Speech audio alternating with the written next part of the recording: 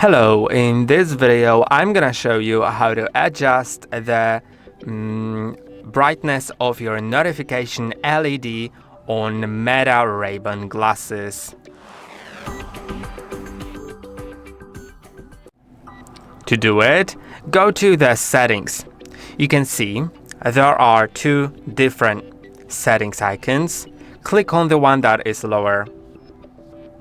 Now go to notification LED brightness and you can set it to automatic, low, medium or high.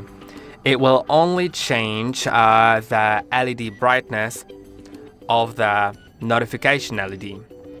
This one which is on the inside of the glasses. The one on the outside, right here, will be unchanged. It cannot be changed. It is very important for it to work because it notifies other people around you that you are recording. And I hope that this video was helpful. Don't forget to like and subscribe. See you in the next one.